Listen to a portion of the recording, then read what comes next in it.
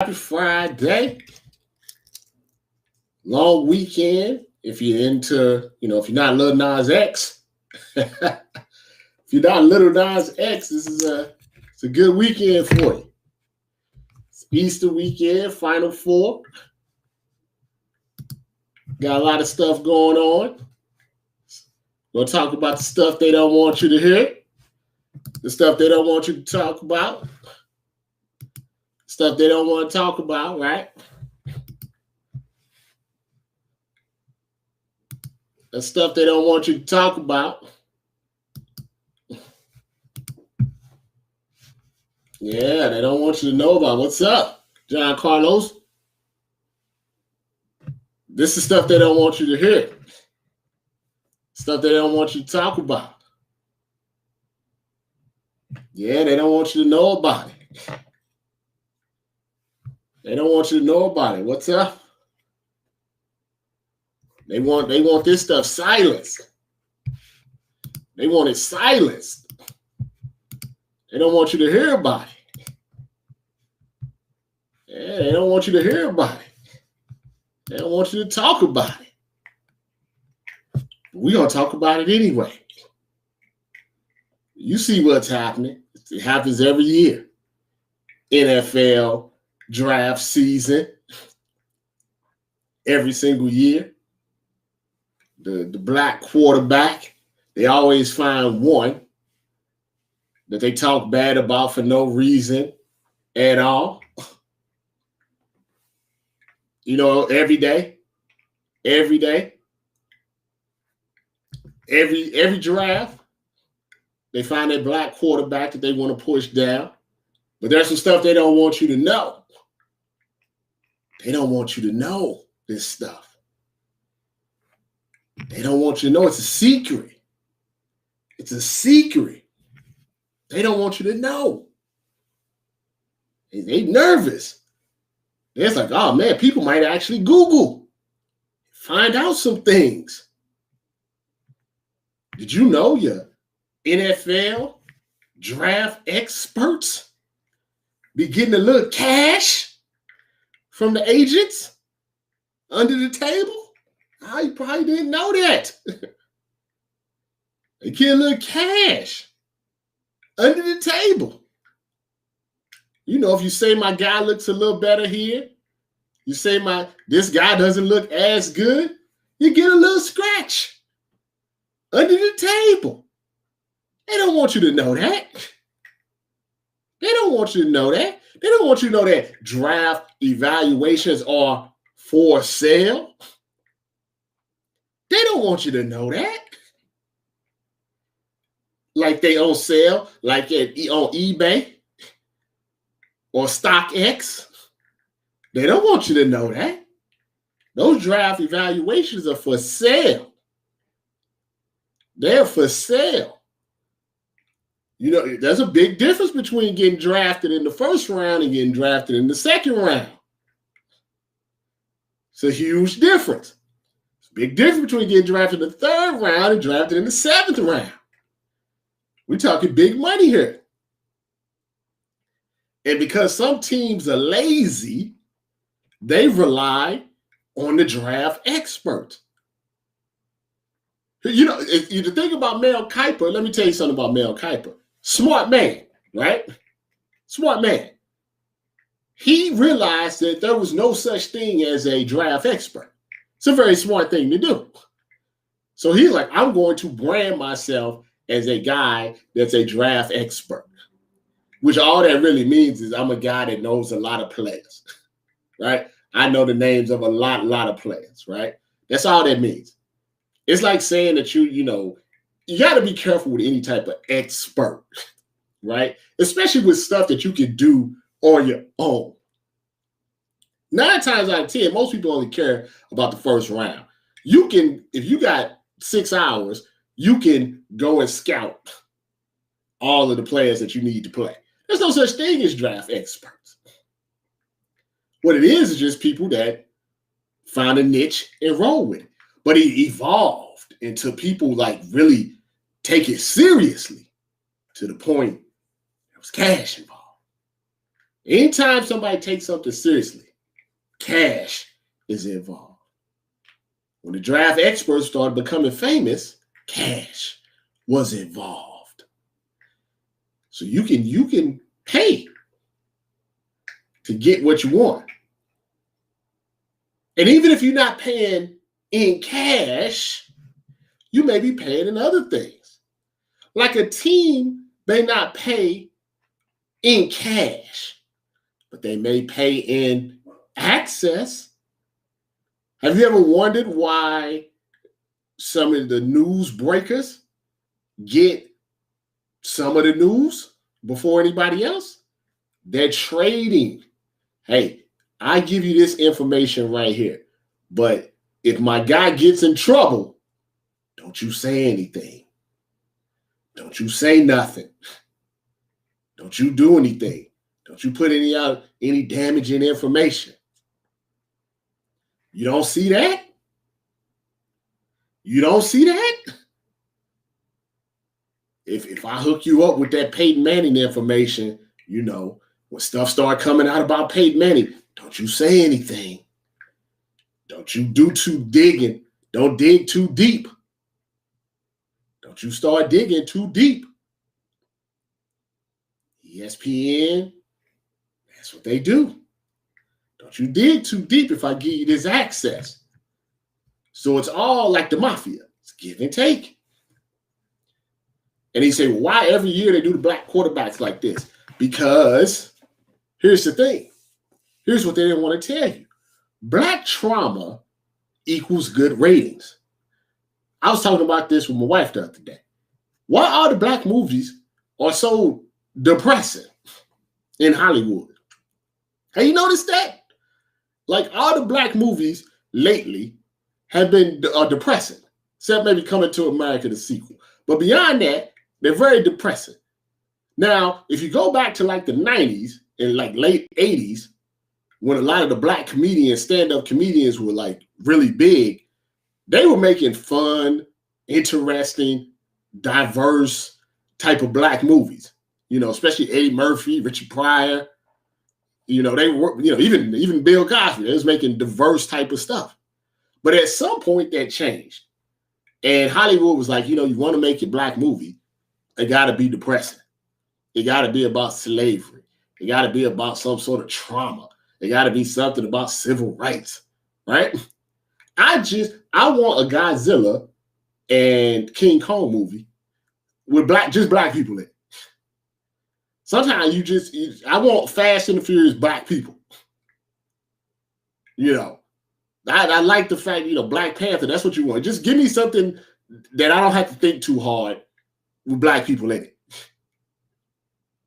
I want Jason Statham to do a movie with all black cast. I want Liam Neeson, even though I think he calls people niggas and stuff. But I want Taken, the black version. That's what I want. Can I get Taken, the black version? Just give me something just where cars are crashing and Tyrese is in it. I want 5 movies with just Tyrese in it, doing Tyrese stuff. That's what I want. I don't want, no offense, I don't want black trauma movies. And that's what the networks do. The black trauma is ratings. So we don't really have anything to talk about because, Trevor Lawrence, he's Sunshine is, he just a regular old guy. So what we gotta do, we gotta make some drama. We gotta make some drama. So let's start with Justin Fields. Let's just start making up shit. Let's just make up stuff. Get people pissed off. Get people talking about it. Yeah,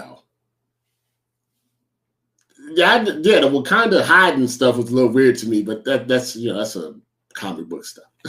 But that's what they want. They want black. That's why and it was the last NFL draft. A guy would get drafted, and they would say this. His uncle was a drug dealer back in 1976. His cousin got shot 7 times. By 50 Cent, and now he's and he likes to play Call of Duty. Your number 7 draft pick to the Denver Broncos. Like, come on, man, nobody want to hear that. Nobody wants that. Look, everybody got issues, right? Everybody got stories. If I'm getting drafted, just watch that. Just show the highlights, man. You know what I'm saying? Just show the highlights. Ran a 4.5 40, caught 90 passes, 5 touchdowns. Just show my highlights, man. You don't have to talk about my cousin Pookie that got shot. Yeah, you don't have to say that. You know, you don't say that, the white guy, dad got audited by the IRS because he was stealing money. So, you don't have to put all the trauma. We get it. We get it. A lot of times Black athletes come from rough areas, and then that's how they end up being. That's the crazy thing about it. If you really think about it, like you use your brain a little bit, it's like people say, well, man, all these Black athletes come from, these rough areas. Why is that? And then you think to yourself, you know why? Because there's not a lot of opportunities. Fiji. There's not a lot of opportunities. You see what I'm saying? Why you asking, your mom was a hooker? Like, come on, man. Come on. Come on. If Black people had the more opportunities, we would do more things. It's as simple as that. We don't get a lot of opportunities, so we got to work with what we got.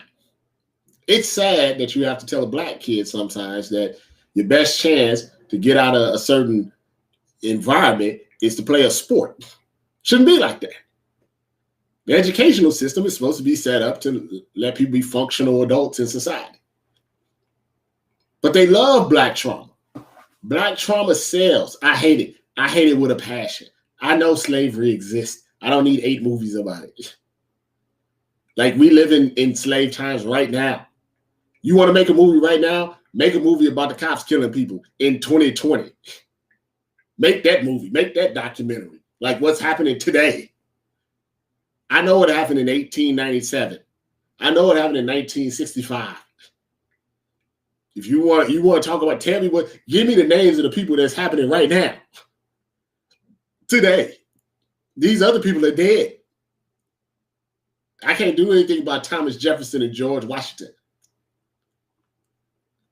The thing about it, Jimbo, is they don't go searching for white players' trauma. They don't say it, man. My dad, my sister was in rehab.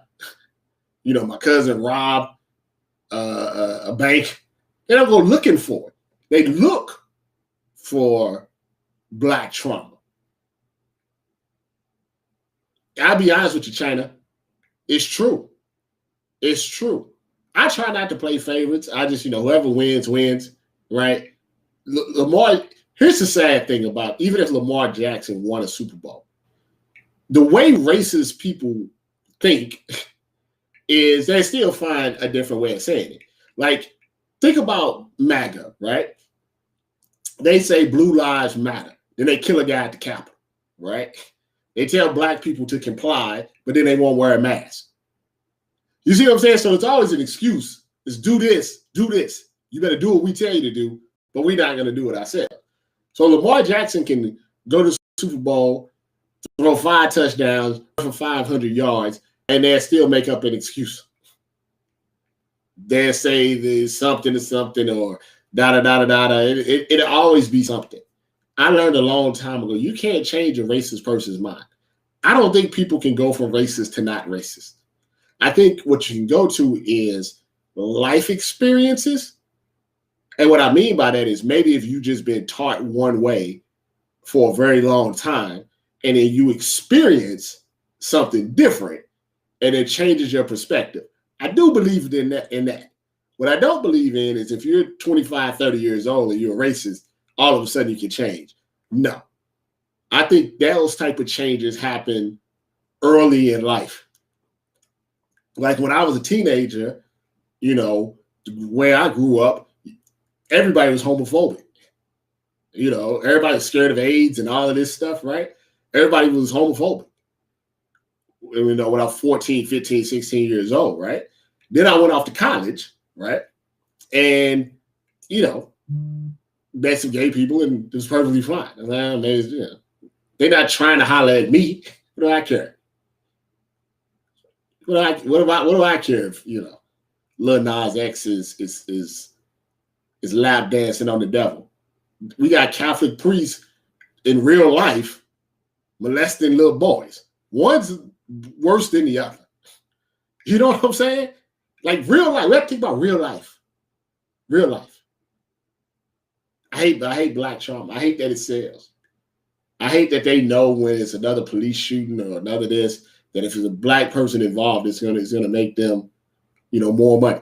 I hate that at the Derek Chauvin trial, as all they doing is talking about black people's trauma. That's all they doing. The whole defense is black people are animals. That's the defense. Black people are animals. George Floyd was a super monster that was on drugs. All the witnesses are angry black men, angry black women. Everybody, has a bad upbringing. All it is black trauma. That's the defense. The defense is black people deserve to be eliminated. That's the defense. I'm not joking either. The defense is George Floyd didn't deserve to live. He was already going to die. That's literally the defense. At some point, George Floyd was going to die from his lifestyle. So what's the big deal of somebody killing him early? It actually helps society. That's the defense. That's the defense. Fiji.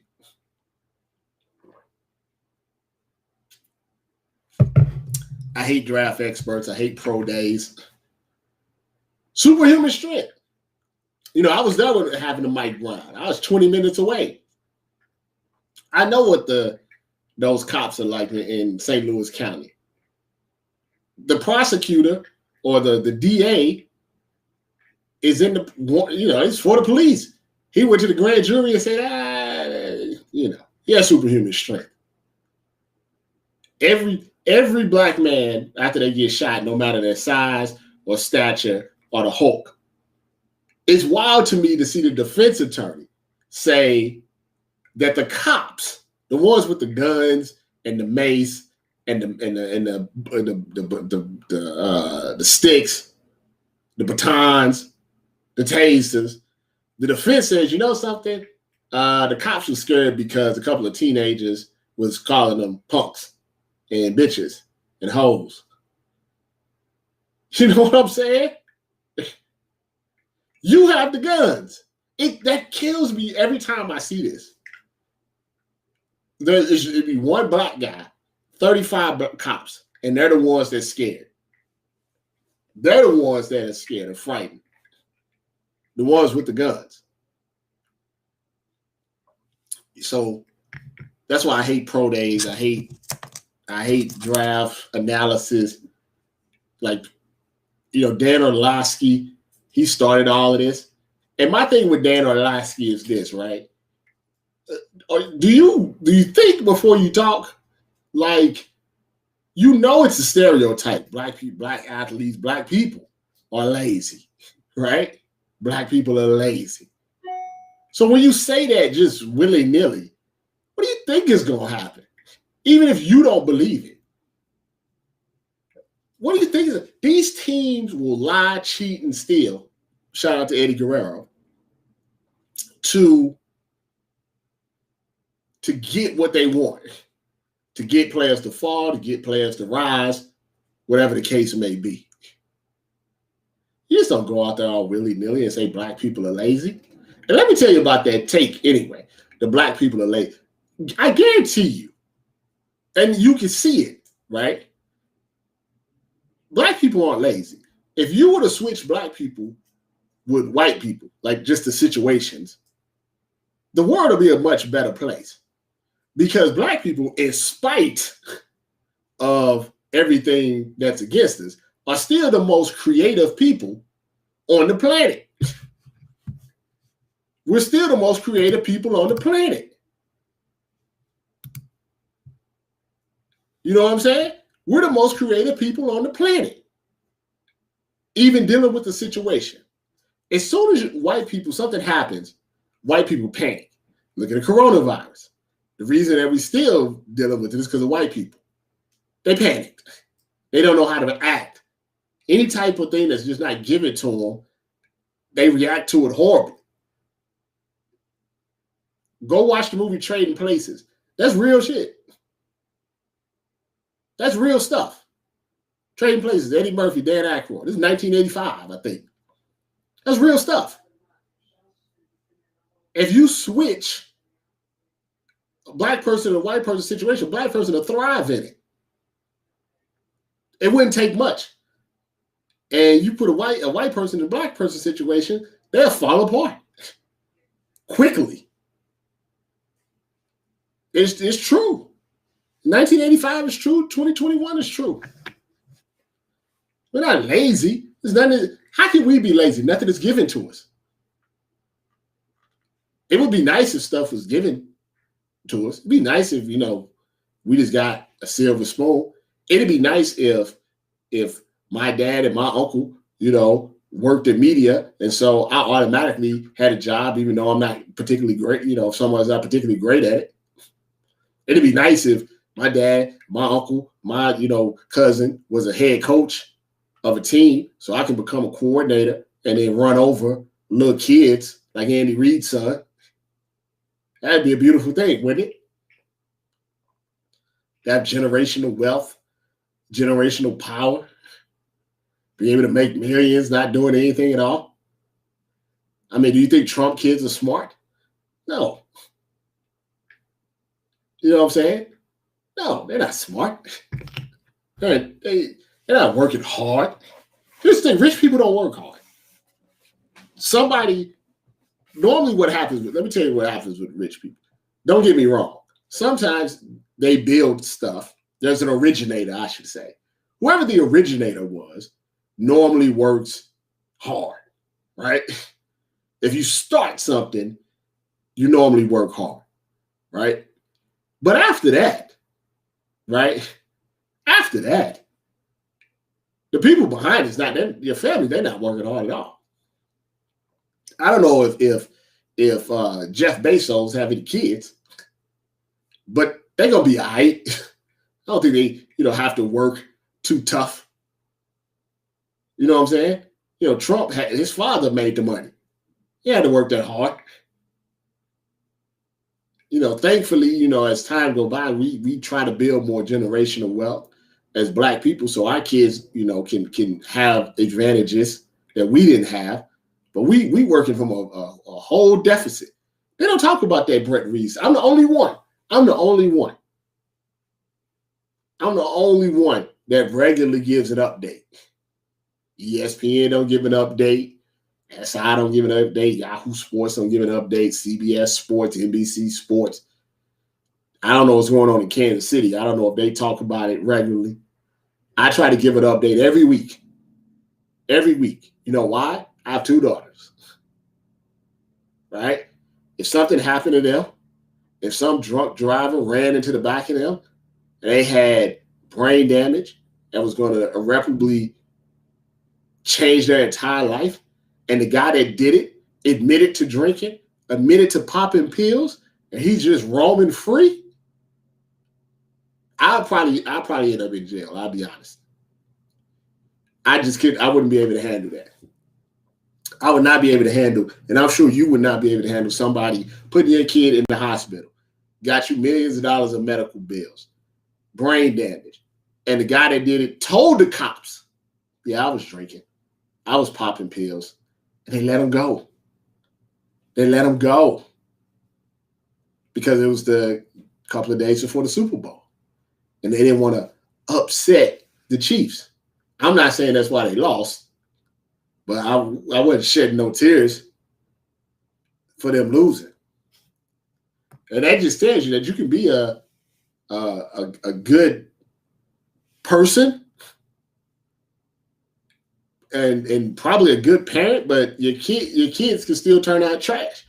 Andy Reid, by all accounts, is a nice guy. Good guy. See what's happening. Tom Hanks seems like a good guy. This kid walking around talking about white boy summer and calling Black women bitches. Just because you're a good guy, I mean, your kid's going to be all right. They don't want you to know this. They don't want to talk about it. They want to talk around it. They don't want to talk about it. They want to talk around it. They want to talk around it. Nobody's really want to talk about it, the realness.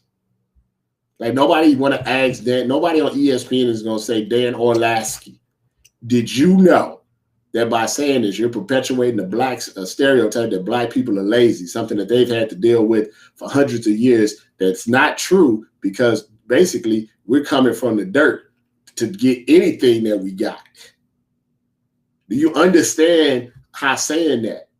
Even if that's what you was told, if you don't know 100% that's true, that you shouldn't say that. You know what I'm saying? Nobody on ESPN is going to say that. They're not going to say it to his face, at least. And that's the sad part. Because even if he don't know, he needs to know. Somebody got to tell him. They got to tell him. It's just ridiculous. It's all for show. Everything is for show, I tell you. Everything is for show. Everything's about ratings. Everything's about engagement. It's all of that. And don't be surprised if old boy gets off for killing George Floyd. Don't be surprised. There's white women on the jury. I was like, who's on the jury? I don't even need to know the testimony because the evidence is clear. The evidence is clear. I mean, I said this on my podcast. It's up. Keep that same energy, right? I said this on my podcast.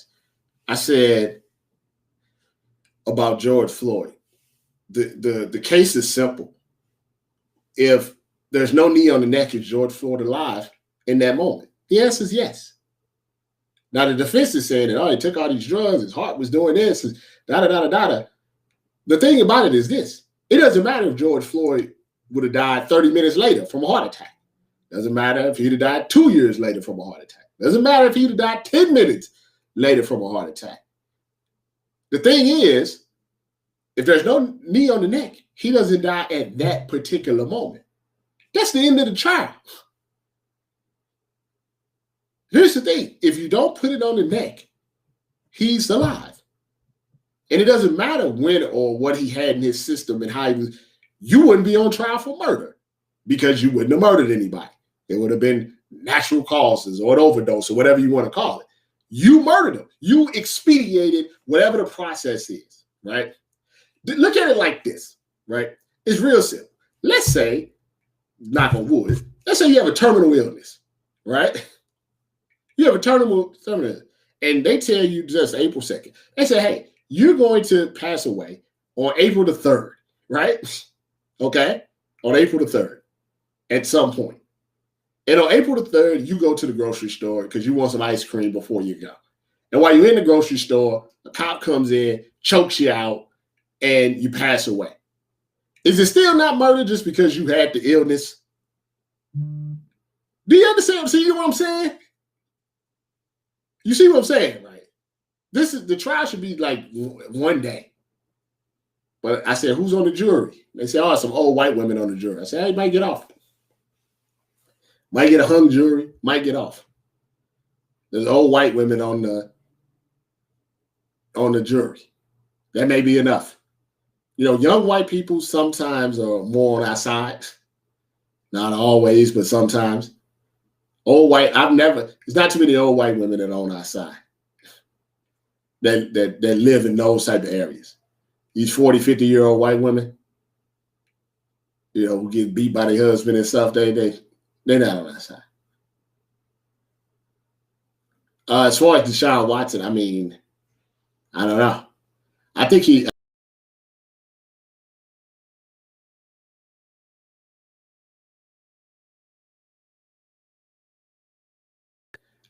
the end, he's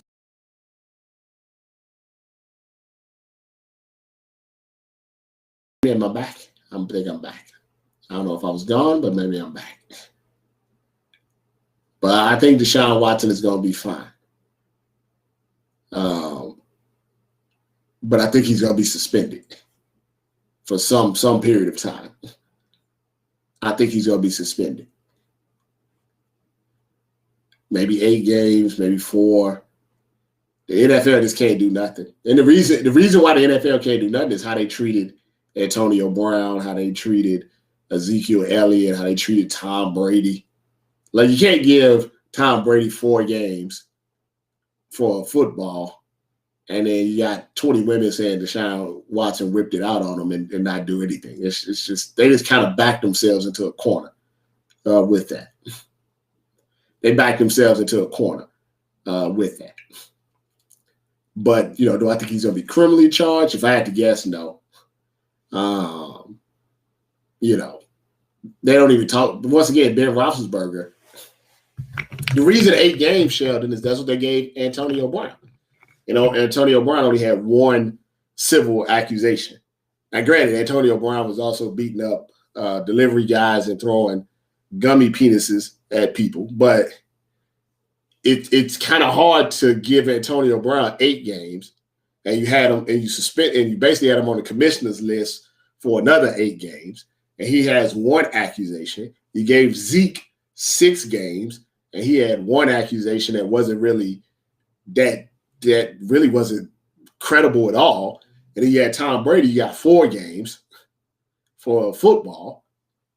If you got 20 women saying Deshaun Jackson whipped it out on them, it's going to be hard pressed for them to give him less than 8. I mean, maybe he gets 4, maybe he gets 6, but I think it'll be in that range.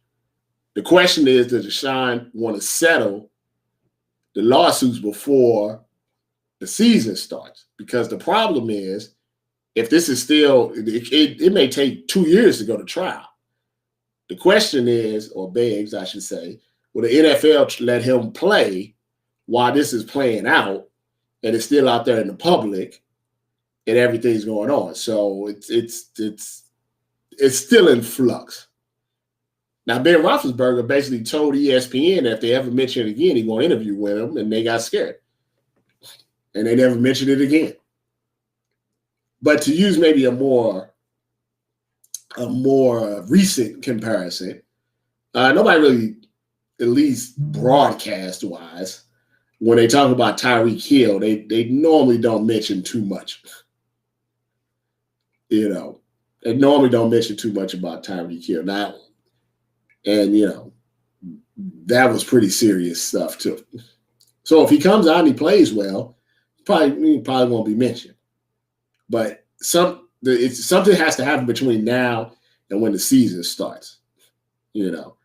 At some point, I'm going to assume that the lawsuits are going to slow down. Like, even though he's got 50 massages from people on Instagram, they're going to slow down, and people are going to stop talking about it. Well, it's done on the exempt list right now because there's no games to play.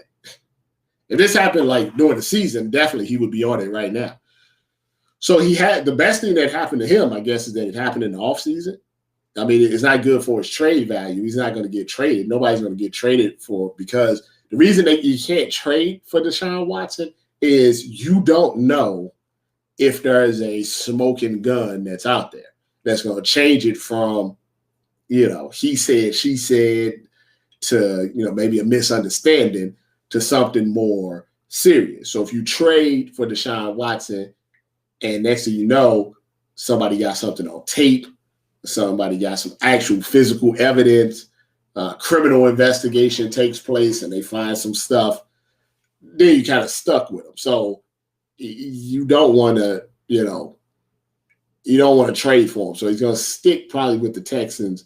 And if any trades happen, I guess it would be closer to the thing that they're not going to do is going to release him. Because if you release him and all of it gets cleared up, then somebody can sign them free and clear and you get nothing for it. So it's all in flux. So if we get to, I would say, if we get to September, we get to August and there's nothing going on, he's probably going to go on the exempt list. But let me tell you exactly what's happening here, just in case you wanted to know. I know we went over it, I think last week or the week before or whatever. I mean, let's just be frank here.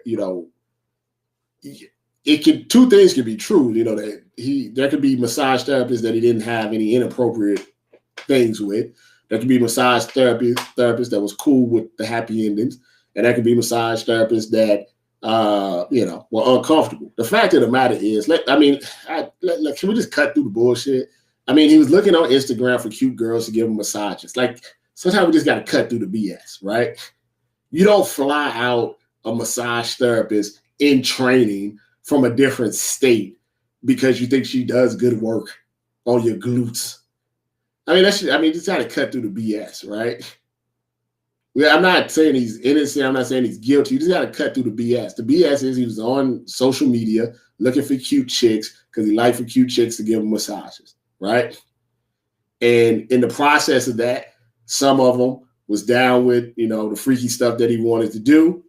Maybe some of them wasn't down with the freaky stuff, but they didn't express that until afterwards. Maybe some straight up told him, hey, I don't want to oil your anus. And that was cool.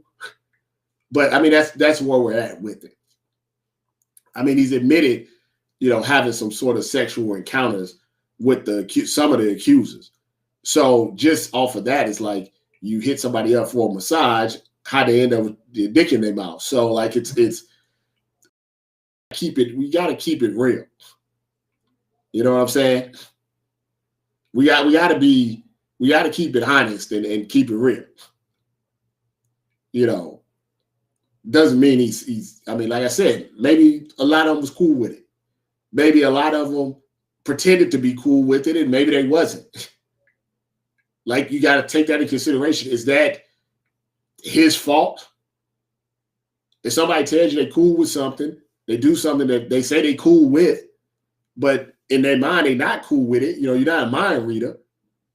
But yeah, that's what it was. And he's not the only athlete to go on Instagram and basically find women to do things with. He may be the only athlete that went on Instagram and went off the premise of that he wanted a massage when he really wanted something else. Some guys are like J.R. Smith. They get on Instagram, the girls DM them. They say, J.R. says, do you want the pipe? The girl says yes, the girl says no, and then that's how the interaction takes place. Other people do it different ways. His way was massages. Because, like I said, there's no reason for an NFL player to get a massage from someone that's not trained, that's not fully licensed, to fly them out for one day for a massage. Like, we're not idiots. We know what's happening. You just have to decide if you feel like, in your mind, in your opinion, the women were cool with it. All of them, all 50. 18 was cool with it, right? I'm sure there were some others that we haven't heard from. They was cool with it. You have to decide if the 21 or the 22 that filed a lawsuit that said they wasn't cool with it, you have to decide from their stories that are in the lawsuits. You can read each one on BSO if that sounds rational to you. And how do you feel about if someone, and look at it, and actually, let me tell you something. One of the massage ladies that stood up for him and made the statement, in her statement, let me see if I can find this statement, because I think it's very, very, very important on like both sides. Let me just try to find this statement. Hold on, let me see. Deshaun Watson supporters. Hold on. Let's see. Oh,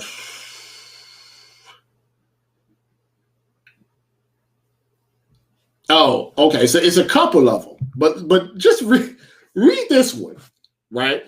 And I don't know if this like helps or hurts, but it's a couple of these statements that are a little strange. Like this is was it Rachel Martin, right? Say, I massaged Deshaun 4 times at his house and at the Houstonian. When we first met, I was comfortable with his glutes, lower legs, and groins. And yes, as an athletic trainer, that's a normal request. Deshaun barely talked. He was super quiet and passive. He's one of the easiest clients I ever had. That's what makes these accusations against him so infuriating.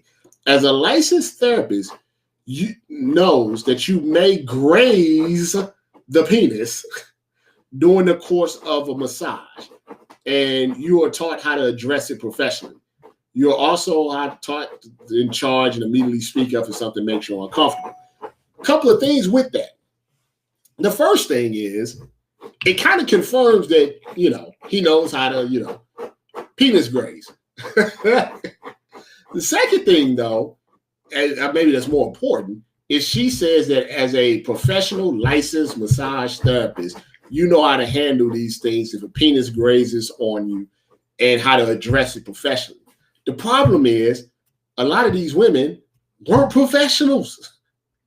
They're not professional massage therapists. They're not licensed massage therapists. Maybe they were in school, maybe they were in training, maybe they did something else. But whatever the case, they're not professionals. So if you're not a professional, what she said, how are you supposed to respond if a penis grazes up against you? Maybe you don't know how. You see what I'm saying? Like, I know that they were trying to do these to help them out, but I don't know.